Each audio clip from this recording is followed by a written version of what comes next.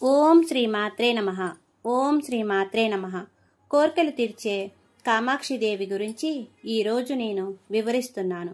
అష్టాదశ శక్తిపీఠాల్లో ఒకటిగా వెలుగుతున్న కామాక్షిదేవి ఆలయం తమిళనాడులోని కాంచీపురంలో కొలువై ఉంది. కంచిలోని శక్తిపీఠాన్ని నాభిస్థాన శక్తిపీఠం అంటారు.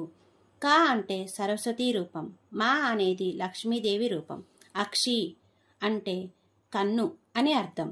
దీని పూర్తి అర్థం కంచిలో అమ్మవారు సరస్వతి లక్ష్మిగా రెండు కన్నులుగా నివసిస్తున్నది అని ప్రతీతి.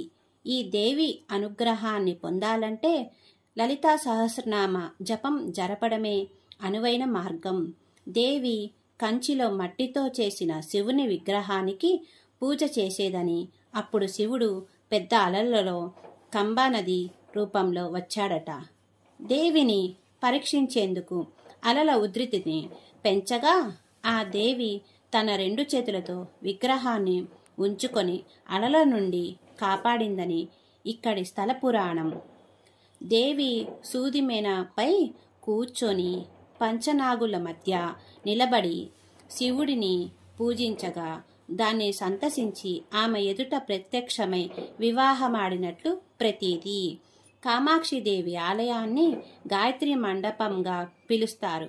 ఇక్కడ అమ్మవారు శ్రీ కామాక్షి, శ్రీబిలాహసం, శ్రీచక్రం అనే 3 రూపాలలో దర్శనమిస్తారు. ఆలయంలోని అమ్మవారి విగ్రహం పద్మనాభంపై కూర్చున్నట్లు మలిచారు. దేవి తన చేతులతో పాశం, అంకుశం, పుష్పబాణం, చెరుకు గడలతో దర్శనమిస్తుంది. ఈ రూపంలో ఉన్న అమ్మవారిని దర్శనం చేసుకుంటే శాంతి సౌభాగ్యాలు లభిస్తాయని భక్తుల నమ్మకం. కామాక్షిదేవి ఇక్కడ 5 రూపాలలో కొలువై ఉన్నారు.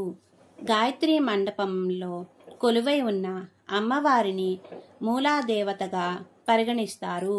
ఈ మండపంలో 4 గోడలను 4 వేదాలుగా, 24 స్తంభాలను గాయత్రి మంత్రంలోని 24 అక్షరాలుగా భావిస్తారు. తపో కామాక్షి, అంజనా కామాక్షి, స్వర్ణ కామాక్షి, ఉద్భవ కామాక్షి అనే మరో 4 రూపాల్లో ఇక్కడ దేవి కొలువై ఉన్నారు. అమ్మవారి పౌర్ణమి రోజున నవవర్ణ పూజ, ప్రతి బుధవారం చందనాకాపు పూజ, రోజు 3 సార్లు అభిషేకం నిర్వహిస్తారు. కుంకుమార్చన, దేవి అలంకరణ చేస్తారు. ఓం శ్రీ మాత్రే నమః. ఈరోజు నేను చెప్పిన లక్ష్మీ కామాక్షి అమ్మవారి కథ. ఓం మాత్రే నమః.